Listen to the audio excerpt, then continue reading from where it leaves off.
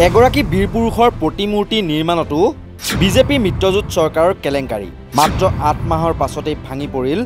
প্ৰধানমন্ত্ৰী নৰেন্দ্ৰ মোদীয়ে উন্মোচন কৰা বীৰ ছত্ৰপতি শিৱাজীৰ ২.৩৬ কোটি টকীয়া প্ৰতিমূৰ্তি সামান্য বেগেৰে অহা বতাহতেই খহি পৰিল বিজেপিৰ চৰকাৰে নিৰ্মাণ কৰা প্ৰতিমূৰ্তিটো ২০২৩ চনৰ ৪ ডিচেম্বৰত প্ৰধানমন্ত্ৰী নৰেন্দ্ৰ মোদীয়ে উন্মোচন কৰা বীৰ ছত্ৰপতি শিৱাজীৰ এটা প্ৰতিমূৰ্তি খহি পৰিছে উন্মোচনৰ প্ৰায় ৮ মাহৰ পাছতে খহি পৰিল প্ৰতিমূৰ্তিটো মহাৰাষ্ট্ৰৰ বিজেপিৰ মিত্ৰজোঁটৰ চৰকাৰে ২.৩৬ কোটি টকাৰে নিৰ্মাণ কৰিছিল এই প্ৰতিমূৰ্তিটো প্ৰকাশিত বাতৰিৰ মতে প্ৰতি ঘণ্টাত ৪৫ কিলোমিটাৰ বেগত অহা বতাহৰ বাবেই ভুলুণ্ঠিত হয় বীৰ শিৱাজীৰ প্ৰতিমূৰ্তিটো অৱশ্যে বিজেপিয়ে প্ৰতিমূৰ্তিটো নৌসেনাকে নিৰ্মাণৰ দায়িত্ব দিয়া হৈছিল বুলি সদৰি কৰিছে প্ৰতিমূৰ্তিটো ভাঙি পৰাৰ পাছতে এতিয়া ঠিকাদাৰৰ বিৰুদ্ধে গোচৰ ৰুজু কৰিছে একনাথ সিন্দে চৰকাৰে কিন্তু ভাঙি পৰাৰ পূৰ্বেই স্থানীয় নাগৰিক আৰু পৰ্যটকসকলে প্ৰতিমূৰ্তিটোৰ অৱনতি ঘটা অৱস্থাক লৈ উদ্বেগ প্ৰকাশ কৰি আহিছিল যোৱা ২০ আগষ্টত পিডব্লিউডিৰ মালভান বিভাগৰ সহকাৰী অভিযন্তায়ো সতৰ্কবাণী দিছিল যদিও মহাৰাষ্ট্ৰৰ বিজেপি মিত্ৰজোঁটৰ চৰকাৰে কোনো পদক্ষেপ নোলোৱাৰ অভিযোগ উঠিছে কোনো প্ৰতিৰোধমূলক ব্যৱস্থা গ্ৰহণ নকৰাৰ বাবেই ২.৩৬ কোটি টকীয়া প্ৰতিমূৰ্তিটো খহি পৰিল বুলি দাবী কৰা হৈছে ভাৰতীয় ন্যায় সংহিতাৰ কেইবাটাও ধাৰাত ঠিকাদাৰ জয়দীপ আপ্তে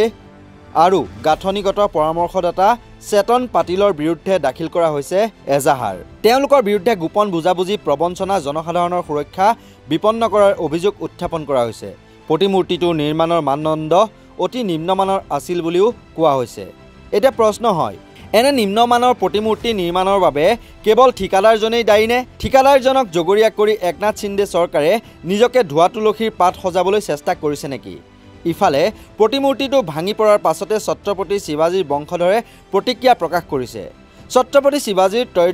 প্ৰত্যক্ষ বংশধৰ কলহাপুৰৰ ছত্ৰপতি সম্ভাজী ৰাজে প্ৰতিক্ৰিয়া প্ৰকাশ কৰি কয় যে